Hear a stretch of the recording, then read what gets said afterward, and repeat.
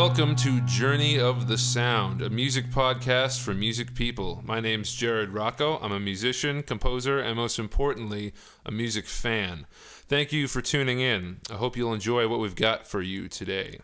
The goal of this podcast is to interview as many musicians as possible and listen to their stories about how music first came into their lives, how it affects them today, and where they hope music takes them into the future. This is Journey of the Sound. And right now, I've got Phileep sitting right next to me. How you doing today? I'm doing awesome. How are you doing, Jared? Good. Welcome to Journey of the Sound, very first episode. Happy to be here. Cool. So I already introduced you, but who are you and where are you from? Well, I go by the name Phileep under music terms, but I was born under the title of Philip Garekos, and I was born in Nashua, New Hampshire, and Nice. I'm currently living in Brookline, New Hampshire. Cool. What's your middle name, Phil? Alexander. Ooh, I didn't know that. Or if you told me, I totally forgot. Like Alexander the Great. Nice. And I am also the only one in my family that doesn't have a middle name that is in the family. Like my dad and brother have alternating names. My mom and dad just like the name Alexander. So that's who I am. Nice. I like it. So Philip Alexander Garekos is your full legal name. Correct. Very cool. But to make things easier for music fans, Phileep.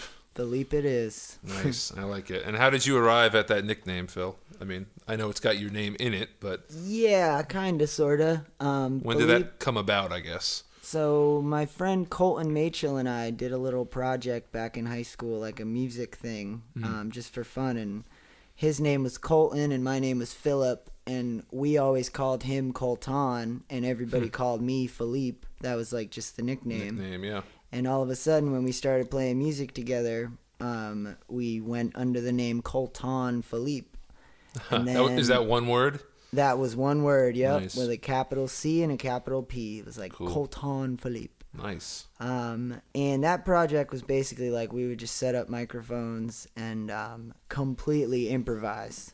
He was very like into theater in high school and was very big into improv. Oh, cool. Even after high school, he went back to the improv class just to help out. He loved it so much. Nice. So that was what we did, and that was the music?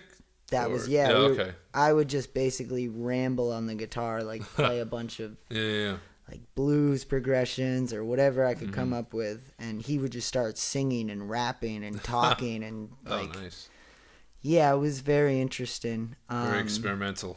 Entirely Avant-garde. experimental, yes. Very weird. I still have the recording somewhere on my laptop. I was but going to ask, are there any artifacts from those days still There's- lying around? Yes, they are very strange. Yeah. Very Can imagine. strange. Release them way later in Yeah, life. maybe. We'll Possibly. see. If Colton approves, or Colton, shall I say. Nice. Then, here's the final part of the story, was then in high school,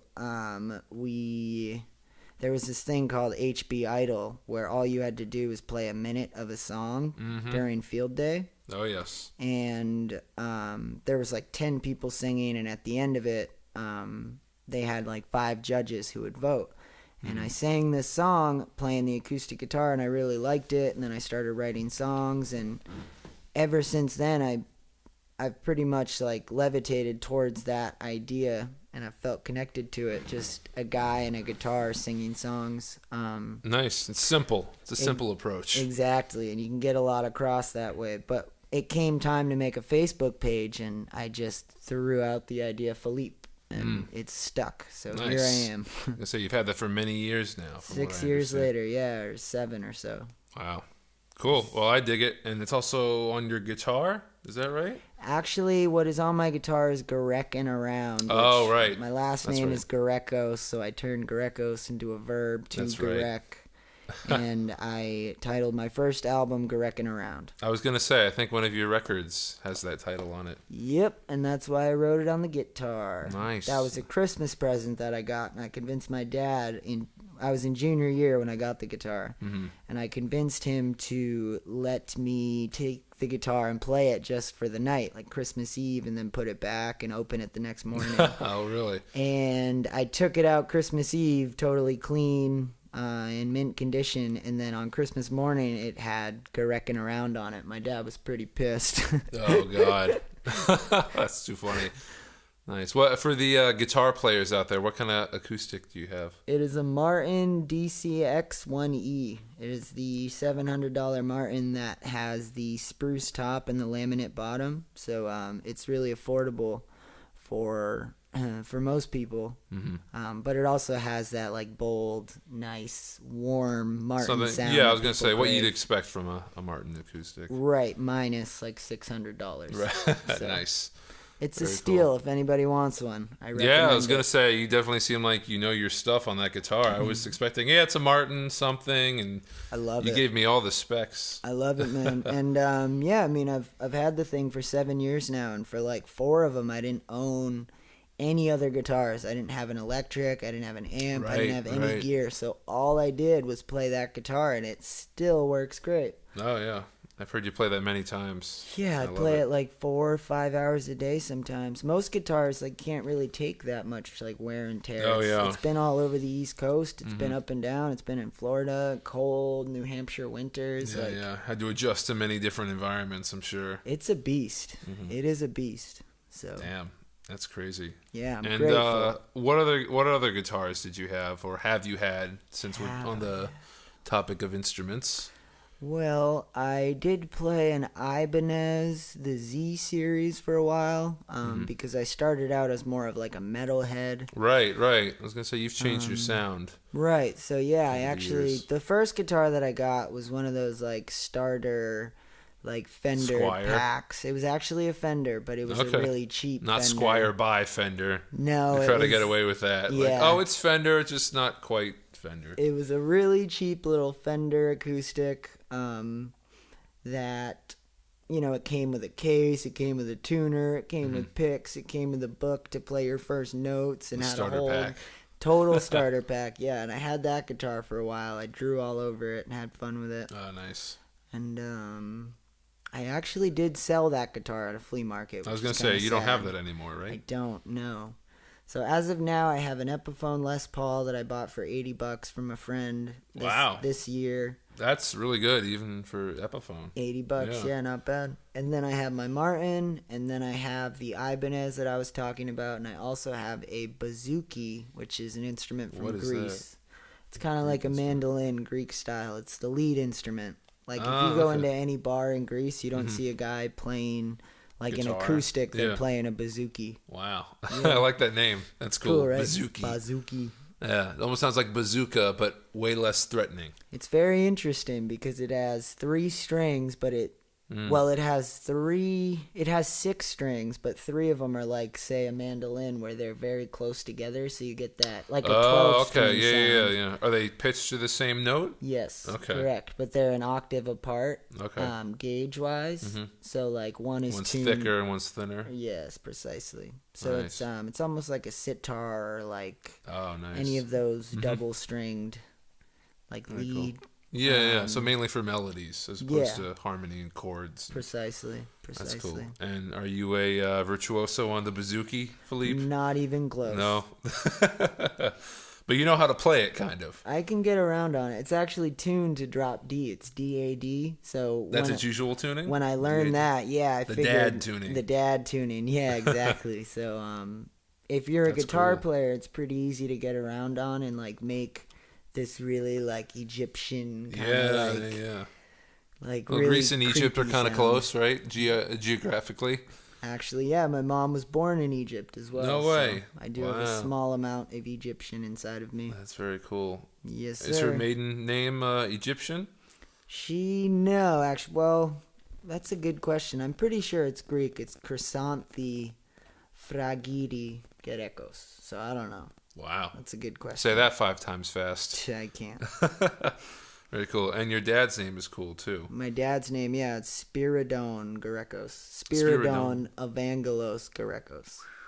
Man. I don't even have a Greek enough accent to say it proper. No, I was going to say. I'm very American. Us with our American accents here, we're not doing the Greek Yeah. heritage justice. But Nope. that's a very badass name. That's awesome.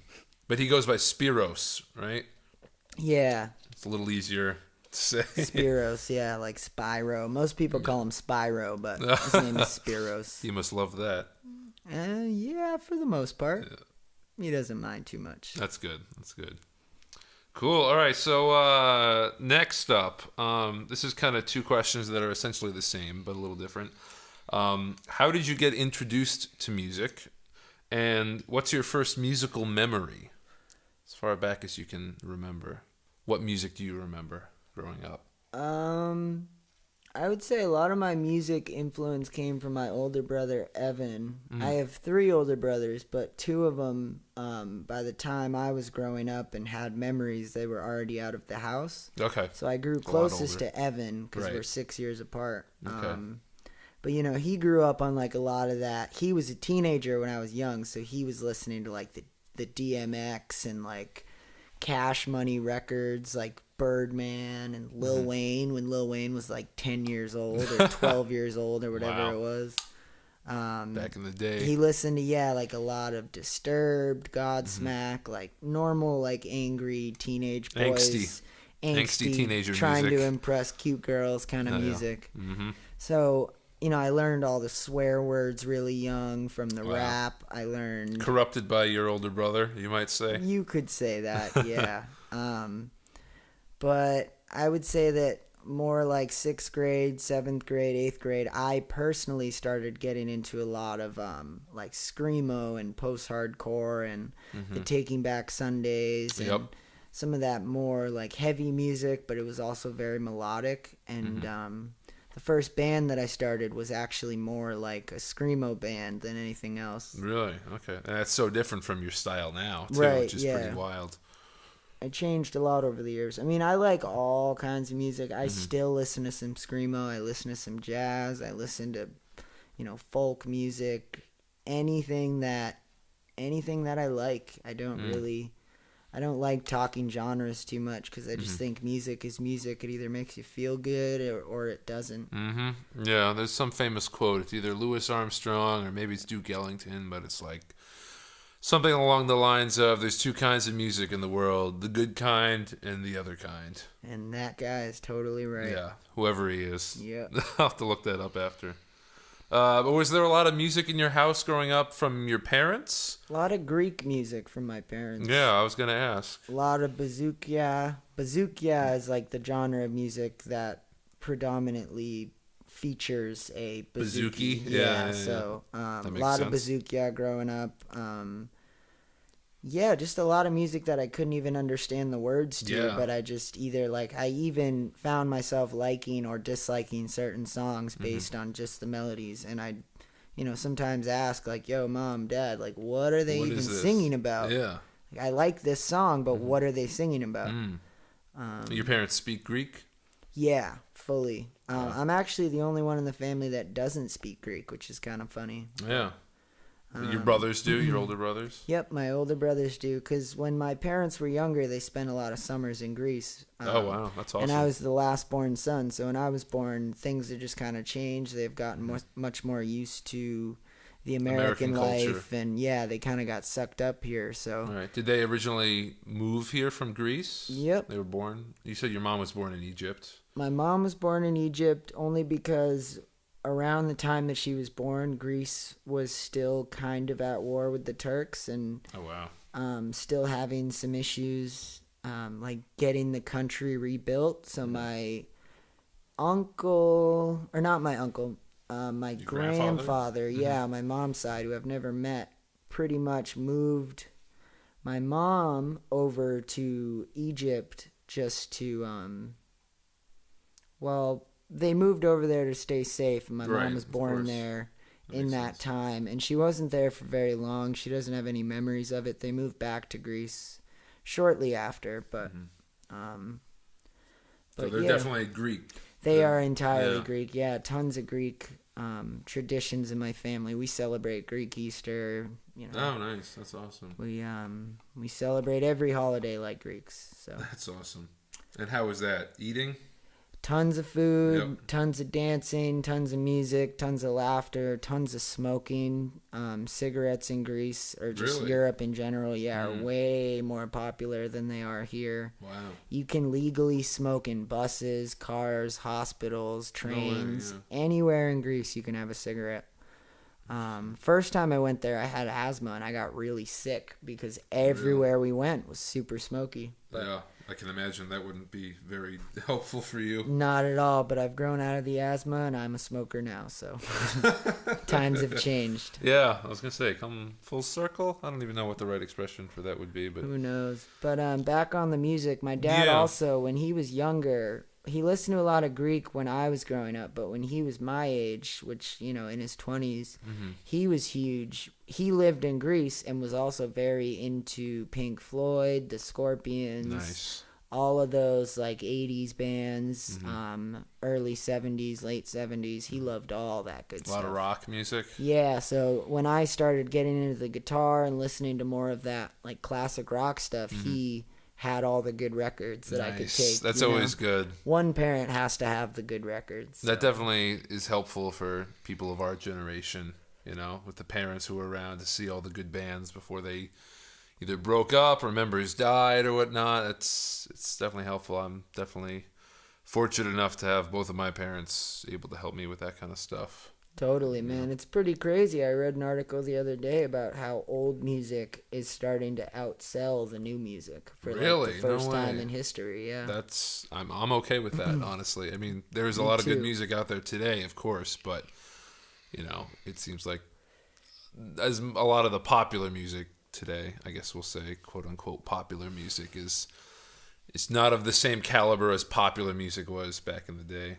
Not even close. Which I know makes us sound old, even though we weren't even alive then. But that's my opinion on it.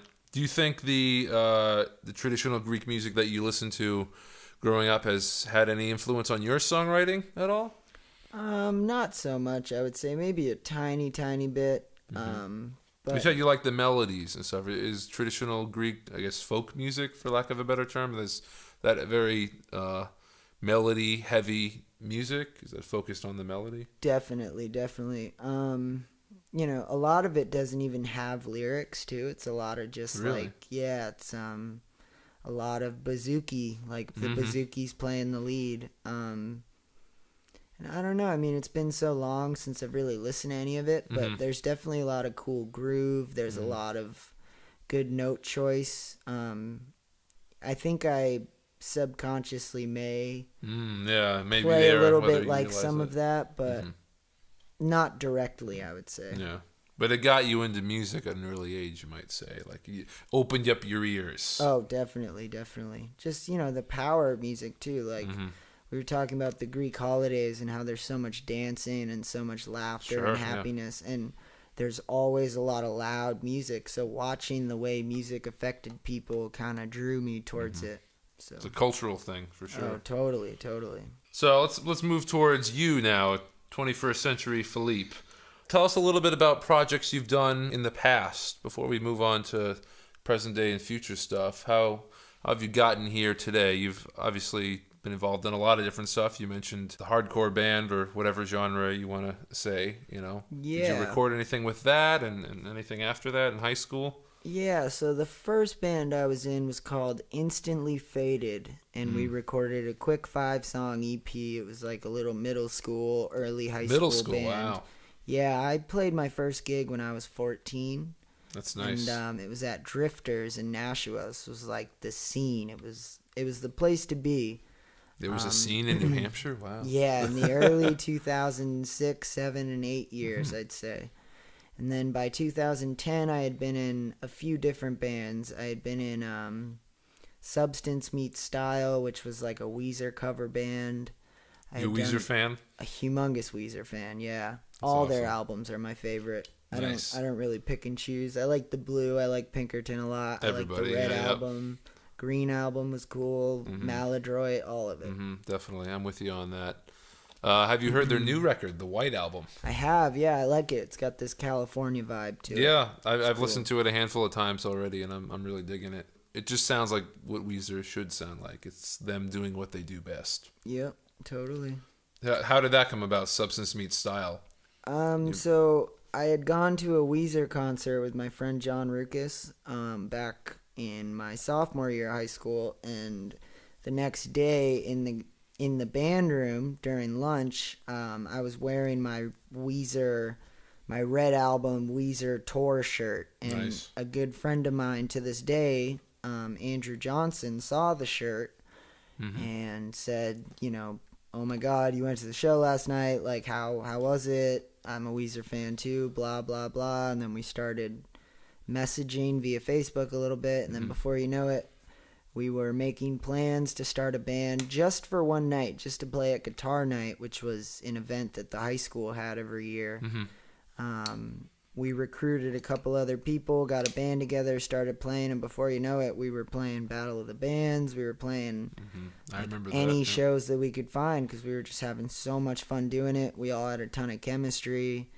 That's And important for sure. Yeah, it was really the first band, that like we started singing harmonies together. We started like playing really cool solos. Like things just kind of like meshed, and music became really fun for us. Yeah. I would say There's some YouTube videos of that band There online is. too, if anyone's Yeah. interested in checking that out. I believe there was one show you guys all wore red jumpsuits, orange jumpsuits, whatever it was. red jumpsuits, Yeah. just like Weezer did when I saw them that night. Oh, for the Red album. Night at the Agnes Arena. Yep, Nice. And that was a fun show too, right? it was A lot of people turned out for that. Yeah, a ton of fun. When you're in high school, it's real easy to get people out to shows. You got such a network of people to pull from, and Especially coming from everyone- a smaller town too. Yeah, there's nothing really Nothing else going to on. do. So yeah, people want to get out and support their friends. So And then were there any solo Phileep records that came out in high school? no, Or that actually, not really happened yet. there wasn't. I was writing a ton of songs, and I had released a couple like live videos and stuff. Like there's a video up on YouTube called "Oh Frida," and that was like one of the first Phileep songs. I love that song. It's a And, great track. Well, thank you very much. And so that was the first song, and then they just started like piling up. And then the year after high school, I'd like to say late 2011 or maybe early 2012, I released my first record, which was called Gareckin' Around. And Nice. that was pretty much a compilation of songs from 2006 to 2010, my high school years. Okay. And then I recorded it all in my basement at the house that I grew up in. I brought it to Mike Clark's studio, Clark Creative, right in town, had it mastered, put it up on iTunes. There's no physical copies of it, but I just sold it digitally, and Nice. that's still for sale on iTunes. So Awesome. If Now, did you anybody- ever have a MySpace account back in the day? of course I did. That was more instantly faded, though. I didn't have okay. a Phileep MySpace page. No? I Okay. pretty much started running Phileep from Facebook. Facebook, nice. And other websites like SoundCloud and Bandcamp, I'm sure, Yep, came into totally, the picture later on, totally. which are still relevant, unlike MySpace, unfortunately. Yep, and I think Facebook's on its way out soon as well. Really? but that's a You're one of personal those opinion. people who thinks Facebook is the glory days of Facebook are slowly fading. Yeah, ever since it went public, things have gone downhill for everyone except for Mark Zuckerberg. Well, I of believe. course, yeah. I think he's getting richer while everyone else is switching to Tumblr. Tumblr, really? You think Well, that's the maybe new hot not. social media outlet? Nah, maybe not Tumblr, but just any Twitter, other site. maybe. I kind of mean, yeah. Instagram. I don't know what's next. I mean, there's so many now, but Interesting. Well, we'll see where things go we will. from there.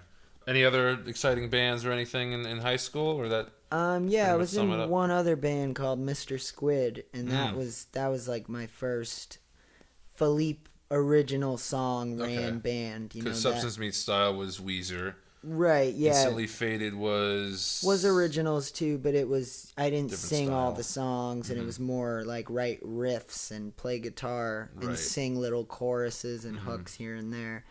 But Mr. Squid was the first band that I was the singer, songwriter, front person in that band. And that band was very cool because it was with two of the kids that I had grown up with, the Ruckus boys that I had grown very close to, and Ben Chappelle, who was a drummer, who was like one of our best friends. And it's always important, like you said, that connection. Yeah, exactly. With that band, I would say for me, it was a lot about the songwriting, but with that band, it was more about like, all right, these may not be the best musicians in the world. We're all not like great, but we just loved hanging out and playing music so much that we knew that we would get good if we just kept playing. Sort of that Nirvana vibe of, right. You suck at first, and if you just work at it, you turn into something special, And we had a ton of fun with it. There's some stuff on YouTube. We recorded a little 3-song demo. Nice. Yeah, we had a ton of fun. It was all high school. And I was basically doing Phileep and I was doing Mr. Squid while writing songs and kind of thinking, okay, this would work better with the band, but also like taking Phileep songs and playing them with the band. And then the only other band I was in high school was the Proudest Monkeys, which was a Dave Matthews cover band. So I was in a Weezer cover band, Dave Matthews cover band, a Screamo band, and Mr. Squid, which was an original band. Quite the variety you've got there, Phileep. And that was my high school career. Nice. Yeah, it was fun. Did you have a favorite band out of all those, or were they all special to you? And yeah, they were all kind of just very different, apples and oranges. But I had equal amounts of fun and educational value from all of them, I would say. Nice, yeah. You become a better musician. Right, yeah. Phileep is the only one that I've stuck with, really, but that's a solo project. So. Right. Well, you can't really kick yourself out of the band. Exactly. I could give it up, but... Right. Why would you want to do that? But I've chosen not to, so here we are. We hope you don't.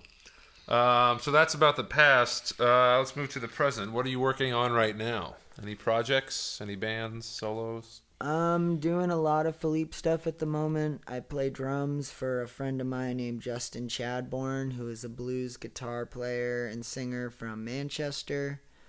I'm working on a new album with my friend Andrew right now, a new Phileep record. Yeah. How's that going? It's going really well. We got all the songs like written, arranged, and ready to go. He's in Virginia right now. As soon as he gets back in a couple weeks, or actually a few days, I think, we're going to pick a day and hit record. So we're going to start working on it, start awesome. Tracking.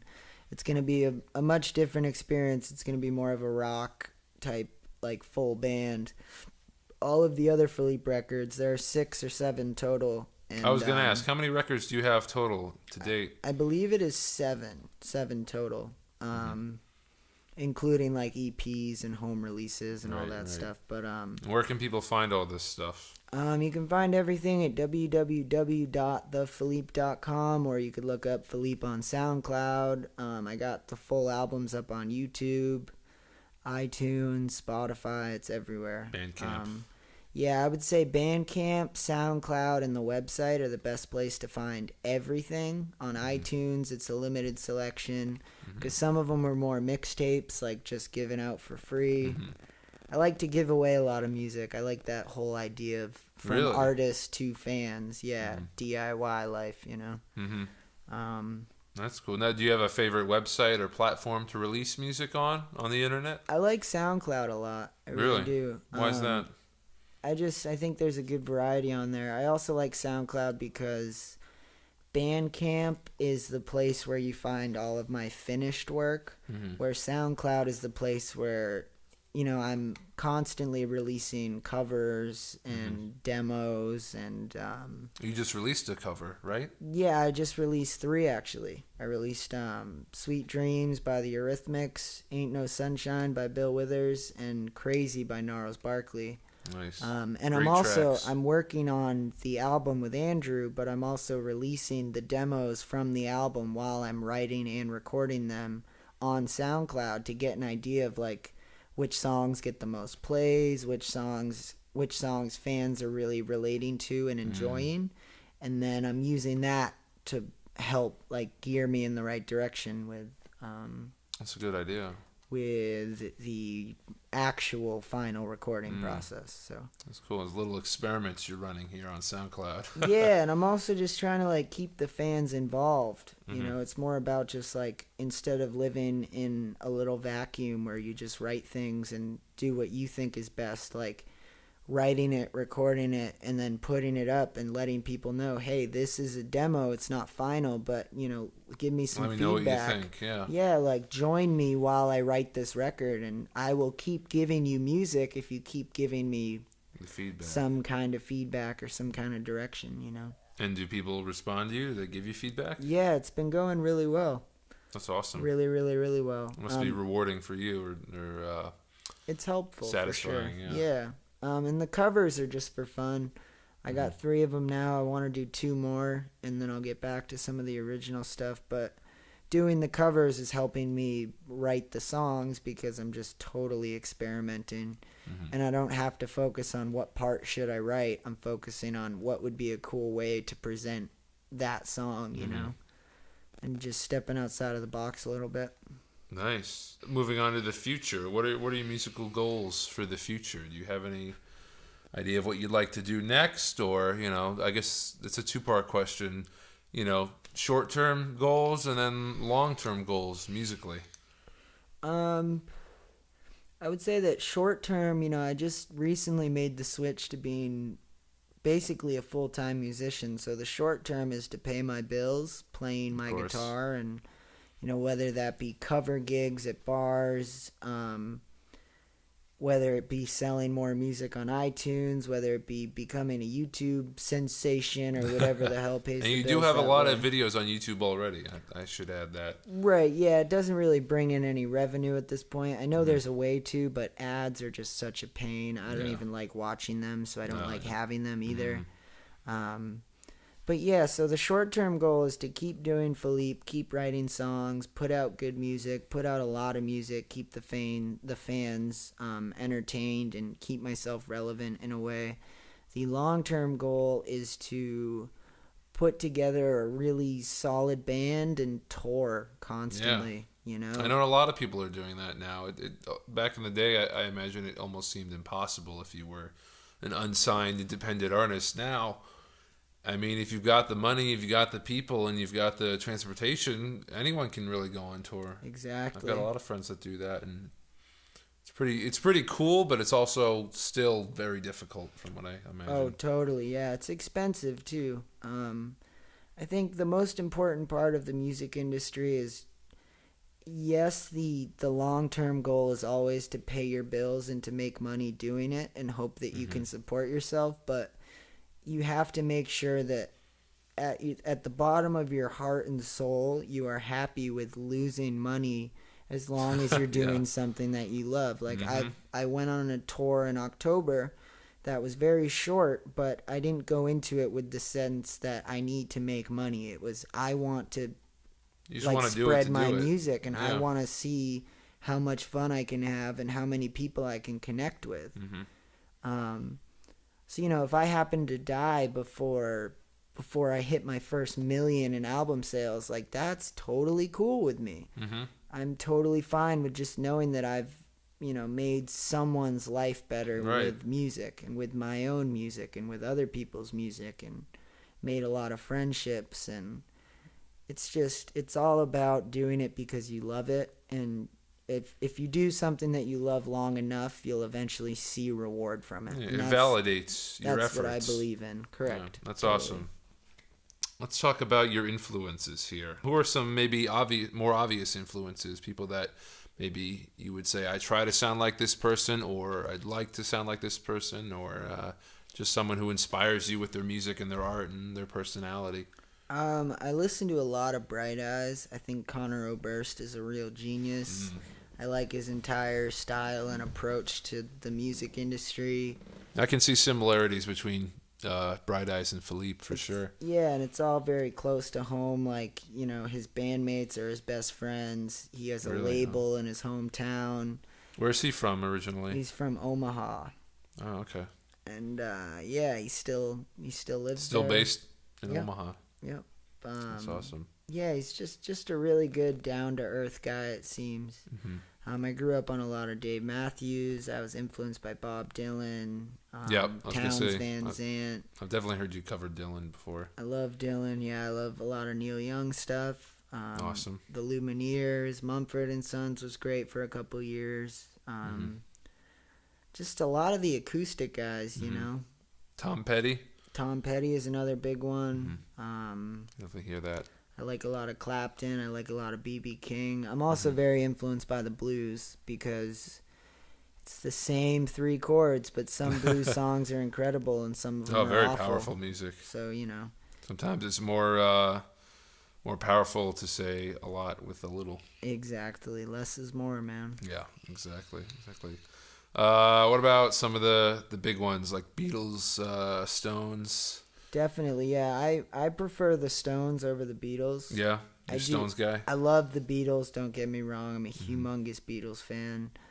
But there's just something about the Stones. I really like every member of the band. I like Paul McCartney and I like John Lennon, but I also really appreciate the Mick Jagger, Keith Richards thing. And, you know, the Stones were equally hated as much as they were loved, where the Beatles were simply just loved for being so incredible. Yeah, that's true. I think the Stones had a lot of adversity to face, and that's part of the reason. People tend to forget that. That's part of the reason I like the Stones so much, is because the rebels. Well, yeah, part of that, and also they just, you know, they had to fight so much to get where they were. And they're still around today, which is incredible. Right, and they're still 2016. touring. So endurance, consistency, they do not stop. Right. Have you ever gotten a chance to see them live? I haven't. It's a bucket list, though. Yeah. Bucket list item for sure. I feel like I heard they're making a new album at some point, or maybe going on tour. They are. They're still touring. I think they're touring right now. Yeah, I was going to say, I thought I heard that recently. They just played a free show in Cuba. Wow. But yeah, that's maybe what I heard. Yep. I probably saw that online. Cool. Any other classic rock bands? Zeppelin, Floyd, Sabbath? Yeah, loved all of them. Yeah. I can't really pick. I would say the Stones were my favorite out of all of them, but yeah, I spent a great deal of time listening to all of the classic bands. That's awesome. It felt like a rite of passage growing up. What about heavier bands, especially with your older band, Instantly Faded? I liked a lot of Metallica. I liked a lot of Slipknot. I liked a lot of, the Misfits. You're big, some Danzig. Tool fan too, I right? love Tool. Yeah, Tool was a big part of my influence in high school. The more progressive stuff. Right. I listened to a little bit of Dream Theater. I just love everything, man. I really. Well, like you said, you're very open-minded when it comes to music. You know, you don't like the genres as much as just all music. My favorite song right now is probably by Chance the Rapper. Really? Okay. Yeah, it's weird how it shifts. That's awesome, though. I listen to everything as much Good as variety. I can. Yeah, as much as I can get my hands on. That was kind of my next question was, all right, we talked about influences, a lot of them obviously from back in the day. What are you listening to right now? Who are you digging right now? Dr. Dog is a big one. I'm listening to a lot of really? Dr. Dog. Yeah, I've been I've heard of listening them. to the 2 albums, Shame, Shame, and Be the Void. Those have been my latest. I've been listening to a lot of Deer Tick as well. That's a wonderful name. Yeah, right. I'm trying to think. Getting back in the Weezer boat a little bit Right, with the White Album. the new album. Definitely. Listening to a lot of local music as well. Bands like Bad Fellows and my good friend Andrew and Vice President. His new record's been really great. I've been listening to a little bit of Burr, which is another local band from Brookline. That's awesome. Jake McKelvey and the Countertops. That's great. Tons Supporting of stuff. local music is definitely awesome and Totally. should definitely be something everyone aspires to try to support. And nowadays with GarageBand, just like we're using now, and with all the recording software being so easy, it's there's so many great bands right in New Hampshire that are putting out great records. All across the country, really. Yeah, and I'm just soaking in all of it, all of the music that I can. So That's awesome. Yeah, that's the tough thing now. It's so much more accessible now with the internet, but at the same time, there's so much more stuff. It's hard to cut through, yeah. Right. It's hard to find the good stuff because for every great band, there's, 5 pretty crappy bands out there too. True. Let's see. Here's some little different kind of quick fire questions here. What's your go-to album? Go-to album? For anything, when you're feeling happy, when you're feeling sad, when you're feeling angry. Do you have some or go-to albums? Maybe I'll extend that. There's a few Sticky Fingers by the Rolling Stones.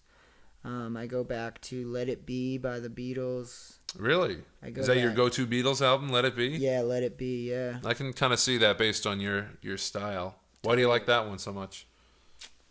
It's just got so many good songs on it, man. It's got you could say that about a lot of Beatles albums, though. That's true. It's a little more rough around the edges than a lot of Beatles albums. They're very polished. Don't Let Me Down. It's got I've Got a Feeling. It's got Get Back on it, right? I've heard you. Yep, it does. I've heard you cover that before. Yep, I love that song. I'm taking a quick look here at the track Let It Be, list. obviously, is on that. Yeah, Let It Be is just such a classic. Dig a Pony, Two of Us, Across the Universe. Like, it's so good. I love Across the Universe. That's a great track. So good. Every track on it is just... I could listen to that album over and over. I listen to The Times They Are A-Changin' by Bob Dylan a lot.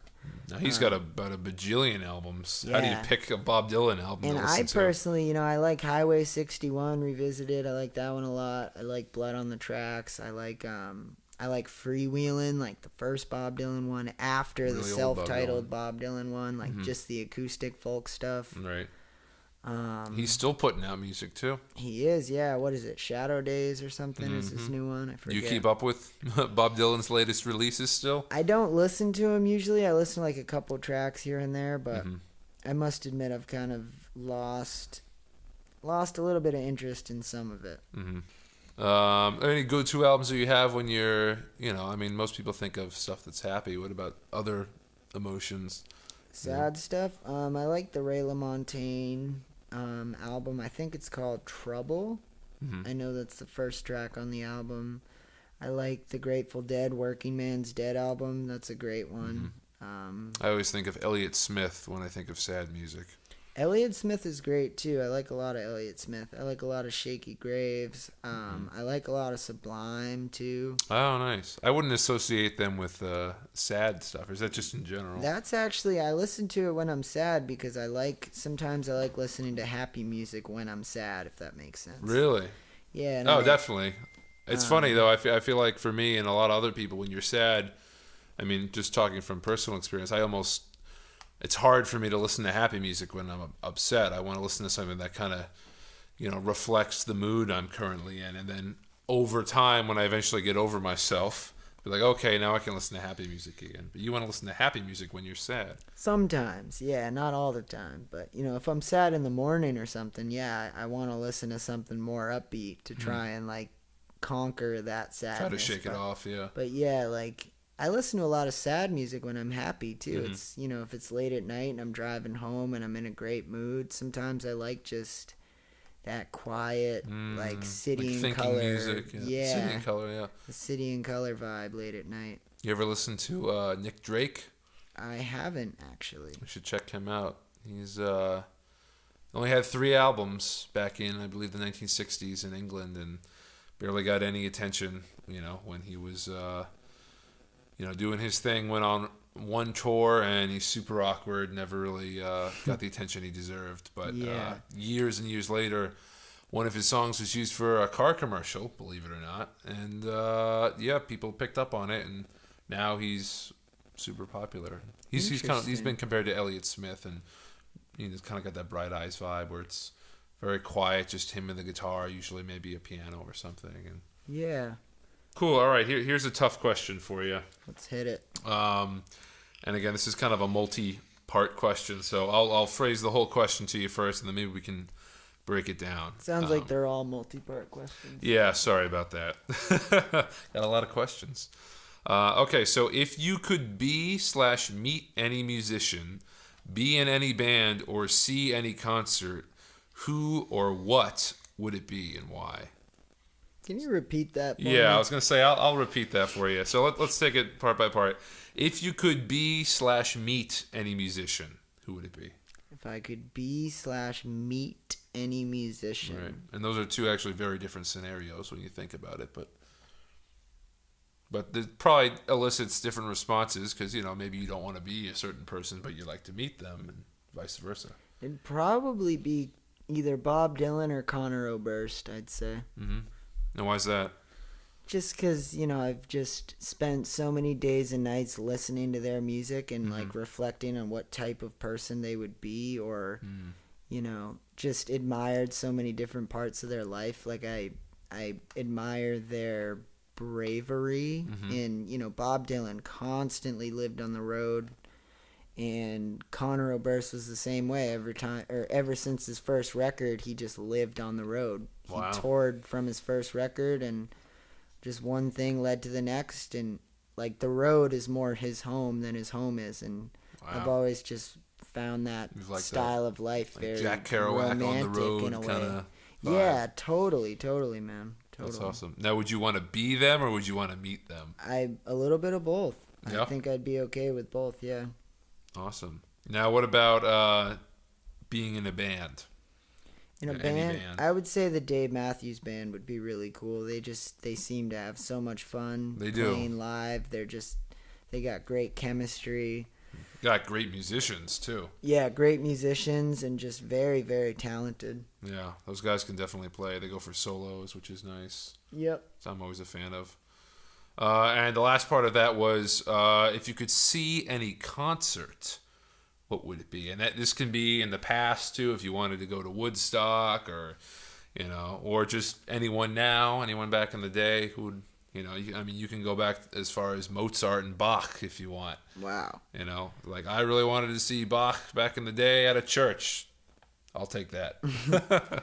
Okay. Yeah, I would say Bob Dylan back in like the 60s, man. Yeah? Yeah. Sticking with the Dylan? Like back in the Greenwich Village days, like back when he wasn't a star. That's when I would Before he got famous. Yeah, before he got famous at like an open mic.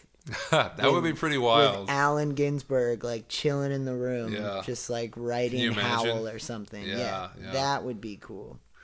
Man, I mean, and there are people that were there for that kind of stuff, and they just had no idea. Right, and I'm not one of them, and I wish I was. Okay, here's a question. I think it's kind of interesting. Who do you think is your polar opposite in the music industry right now?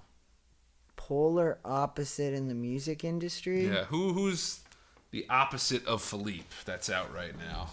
Justin Bieber?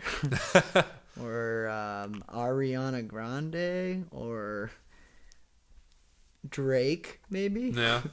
Drake? Why do you say those people? I mean, besides level of fame, I'm just talking like musically. Who's your polar opposite? Musically? I mean, those make sense musically too, but just to clarify the question. They do rap and I make acoustic music. I don't know. Yeah, that's a tricky one, man. Yeah. Polar opposite. I could see that in a bunch of different ways. I could see that in, I play soft and they play metal, or I could see it as, I'm not famous and unsigned and DIY, and other people are totally running on a label and I guess I meant more musically, millions. like sonically. Who's your polar sonically? opposite? Yeah, I would say like Drake or some rapper. Because I don't do anything that's like at all rap like. You could. I'm influenced. Yeah, I mean I could, and you never know. I like to use a little bit of that like rap groove type thing, but singing, talking, kind of.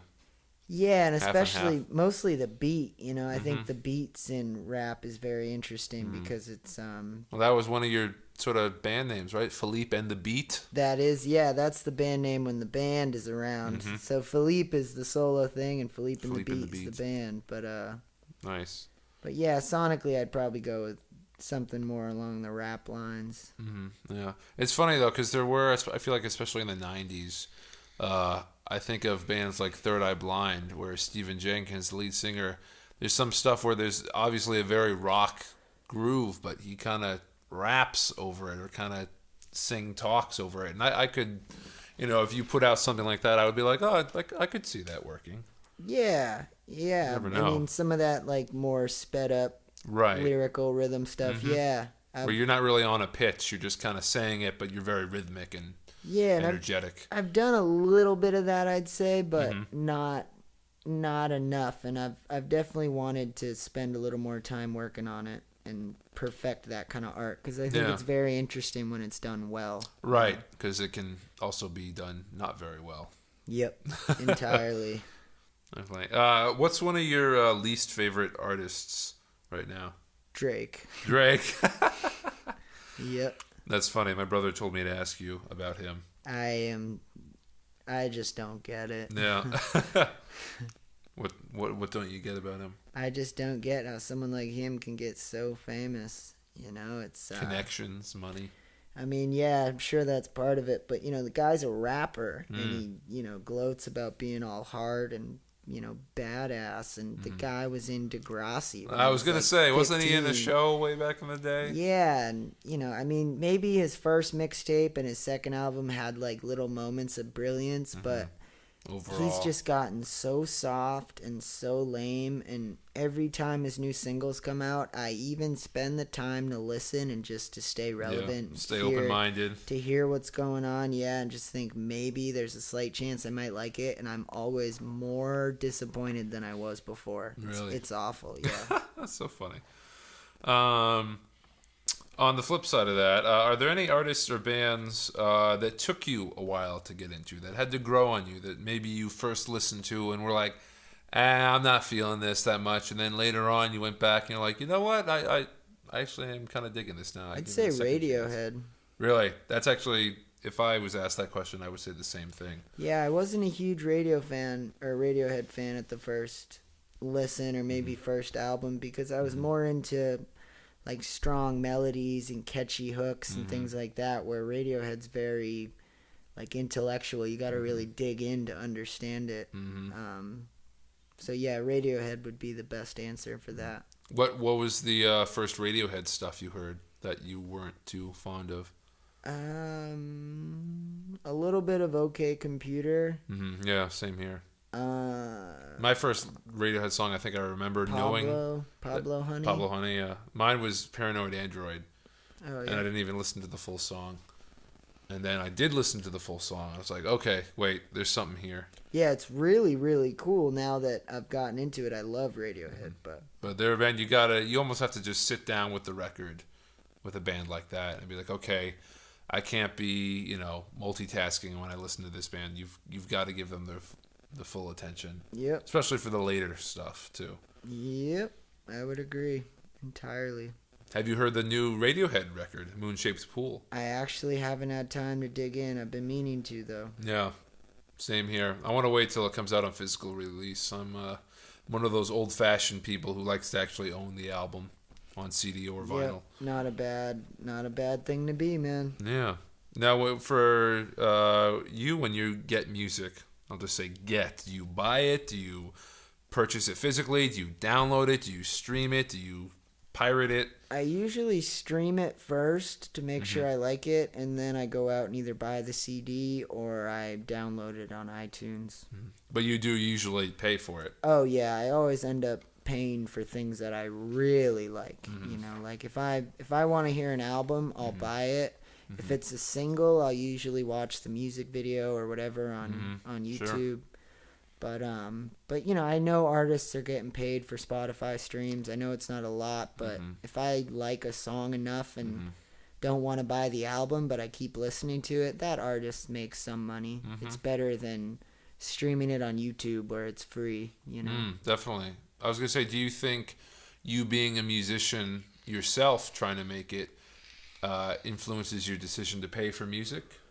Totally, because we know the struggle, or I know the struggle, just as much as you do about, like, I do get a little bit, like, I just got a $10.83 royalty check from CD Baby from iTunes and Spotify, awesome. And, I mean, it's all streams, and it's not a ton, but, $10 in my bank account is better than no money. That's right. But that's also the reason that I make sure that I find some way to pay the artist along the way, Well, I definitely respect that. That's awesome.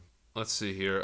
Who is your target audience as Phileep? Like, who do you want your music to reach the most? I mean, obviously, you probably want yeah, your, dream scenario, you'd want it to reach around the world. But if there was a certain kind of group of people that you'd want it to reach, or age group, or geographic group, who do you want your music to reach the most? I'd say it's between the 16 to 40-year-olds, mostly not younger, but like the younger generation, because they understand what I'm singing about most. I just want people to listen to my music and understand that it's mostly about freedom, and I want the kind of fans that are looking for some kind of freedom, not really the 9 to 5 type people, mostly the people the art type people, The outsiders, maybe. Yeah, more so the outsiders. I don't really write music for people to have on the radio and hum along to. Like, I write music that I want people to, like, yeah, I do like it to be a little catchy, but I want people, like, I like putting long intros and stuff like that to really test people's attention span. I want musicians to listen to my music, people that can tell you their favorite Beatles album, people that, I can tell you your favorite Phileep album. people that love music and live for music. Those are the kind of fans that I want. Nice. And I'm not looking to blow up overnight. I've never really wanted that kind of I've success. always heard that's bad too anyways. You hear all these stories about people who just got too famous too quick, and the harder they come, the harder they fall, man. So I'm looking for something slow and steady, because slow and steady wins the race. That's true. And I've also heard from, a few music teachers that I've had who are in the industry that, when you've got a band that blows up, the example my teacher used was, I think it's the band A Great Big World. And they had the Say Something song with Christina Aguilera, which was a huge success for them. But they said, ticket sales at concerts were actually pretty rough because that was the one song everybody knew. They had a whole album that they busted their asses on working on. And, most people, the 1% knew it, but everyone else was like, I just want to hear this song. So, where you've got someone else that's been, pounding the pavement for years and years and years and then finally gets success, you've got this loyal fan base, that's coming up. A band that I like to think of with that example is REM, who I'm a big fan of. And, they were doing it all through the 80s and slowly getting following on college radio, sort of invented alternative rock.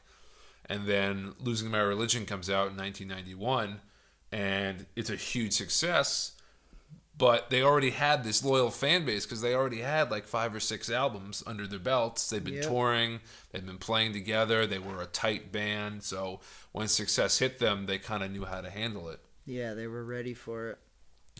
And the funny thing is, an example of an opposite of that would be someone like Nirvana, who I know you're also a big fan of. We didn't really talk about them, but and I know Kurt Cobain went to Michael Stipe of REM to ask him, how do you handle success? And here you've got two complete opposite people, where Michael Stipe being in a band that slowly but surely got famous, and then you've got Kurt Cobain, who their second album, they've only been together for, I don't know, probably 5-6 years, and then boom, they hit the big time, like major big time MTV explosion. Yeah.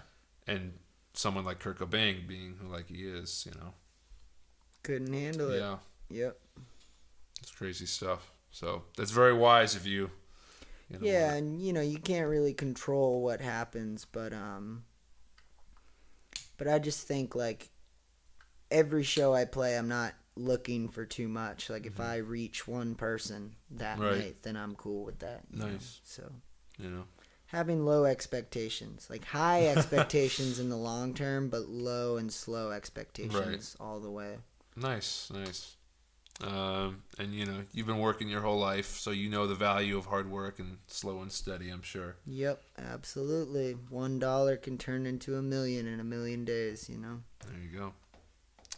Cool. So kind of going along with what we were talking about before with how you buy music and stuff, related to the age of the internet. In today's age, with everything online and I can go and listen to someone's music from Japan and never have even been there or being even close. Mm-hmm. Do you think location matters for musicians anymore in the age of the internet? Not even one bit.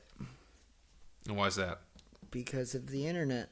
I just think there's tons of ways to market your music. I think location can help without a doubt, but you think someone in a little town in New Hampshire could make it big as someone who's in New think York City or LA? I think a band called Our Last Night has proven that. Mm.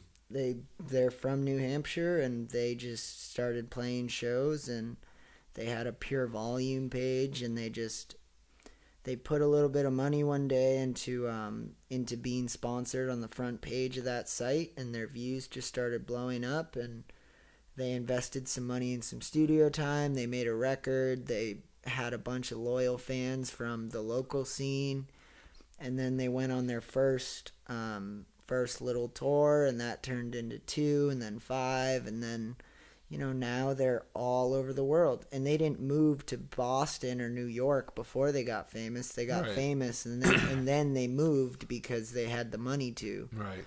And it was easier for traveling and things like that for them. But they paid their dues. But they lived in Hollis, New Hampshire when they got signed. So, that's pretty awesome. And a big portion of that was from the internet. So they were also able to send out, what do they call those? The press packages or EPKs, maybe? EPK, yeah, an electronic press kit. They sent the press kits to the labels via the internet.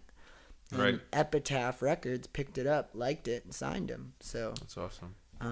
They're not on a label anymore. They realized that DIY was the way to go. But this is a band from the same town that I grew up in that is living the dream. They live in California now. They make thousands and thousands of dollars. They've got millions of hits on their YouTube videos. Millions of hits, yeah. And most of those fans are in Russia or in the UK or are all over the world. Like, they're more popular in Europe than they are in America, and they live in LA. So it's pretty incredible. You'd think if location mattered, they'd move to Europe or something. Right. It's true. Now, does that give you hope, coming from the same town that, like, all right, just because I'm not from New York City doesn't mean I can't make it? Oh, totally, yeah. And I mean, that's just one example that's very close to home, obviously, because they're from the same town. But there's tons of examples. A band like Slipknot was from Iowa. Really? Some stupid small town in Iowa. They talk about it all the time, about how, at the beginning, everybody put them down, and nobody believed that something that crazy could do anything. Right. And especially in a small town like that. And I'm sure anybody listening to this, whether they like Slipknot or not, knows that name. Like, they're humongous. No, sure. So absolutely. So yeah, it's possible. Anybody can follow their dreams anywhere. Mm-hmm. It helps being in the right place because, when I go to an open mic in the town that I live in or in a town near where I live, as opposed to someone living in New York, like, there's a better chance that person will get recognized at that open mic. But that doesn't mean that a YouTube video put up in New York is any different than one from Hollis or from anywhere in the world. It's just how you promote it, how you market it, what you choose to sing about. And just the quality of your content overall. Totally, yeah, that. And also it's all about how you treat people, networking, whether you're in the best place in the world. If you're an asshole, don't be a dick. You're not going to network. Yeah. Don't be a dick. Yeah, just be a nice person, be nice to people, be easy to work with, be open-minded. Be on time. Be on time. All of these things don't take any talent. They just take being open-minded and being understanding, and that doesn't matter what town you live in. If you're a dick, you're going to be a dick everywhere. So and it's funny that you mentioned, comparing to New York and stuff, because we've both gigged and played shows in New York City. You lived in New York City for a while. Right. You want to talk about that experience at all? What was that like? I was there for 6 months, and I would say it's very difficult to pay bills. You need to make probably close to $100,000 a year to live somewhat comfortably in the city. And being a starving artist, not very comfortable, I imagine. It's just totally tough to get on your feet, and you end up spending most of your time working somewhere that doesn't have anything to do with music. And with the internet, I don't really see the point in making that big move to a destination that brings you closer to success, Right. I think at the end of the day, it comes down to, are you willing to work hard? Are you willing to put, your money and your time and your efforts into what you really believe in and what you want to do. And it's also about being consistent. I lived in New York. I tried to be a musician there. It didn't work. So when I came home, I could have quit, but I didn't choose to. You just keep going and keep trying something different. So consistency is another huge one. Persistence. Right. Oh, absolutely. You can't give up too easily. And whether you're in New York or not, you just got to be persistent. So. What defines success in music for you personally? What does it take for you to feel successful now and also looking ahead to the future? Being financially stable and waking up in the morning and being happy enough to get on with my day. Just like filling my day with things that make me happy and things that I'm proud of doing. That's a big part of it. So really simple stuff, actually, when it comes down to it. Yeah, like the essentials. I don't really think that you can be happy without being financially stable. Like, I think it's a very short run of happiness. Like, you have to know what you're going to eat that day. You have to know that you have a place to live. So it's very difficult to have a peace of mind without financial stability, but also you don't need to live excessively and have a nice car and all these nice things. You just, as long as you have enough and you're warm and you're fed and you're doing what you love, I don't see much more than that for success, And as long as you're making forward progression too, constantly progressing, moving get stuck forward, in the same spot. That's really important to me as well. So financial stability, peace of mind, and forward progress. That's success. Cool. You should write all this stuff down. You should write a book. Aren't we recording this? That's true. Audiobook. Yeah, right? Yeah, that's awesome. Cool. Well, that brings us to pretty much the end of our podcast. Thanks for everyone for tuning in and listening. Again, my name's Jared Rocco, and this is the first episode of Journey of the Sound, with many more to come. Thank you, Phileep, for joining me today. No problem at all, man. It was a pleasure. Yeah, and people want to check out your music one more time. Just give them a list of places they can hear your stuff and what you might recommend maybe. What's a good starting out Phileep track or album?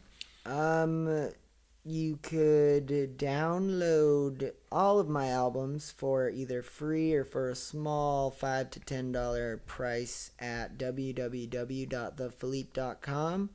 And the first album I would download would be Skeletons, which is the most recent. And that is entirely free. So Really? Oh, that's awesome. www.thephileep.com. That's THEPHILEEP.com. Thank you. Cool. Thanks, Phileep. Appreciate it. No problem, man. And I'm Jared Rocco, and I will see you on the next episode of Journey of the Sound.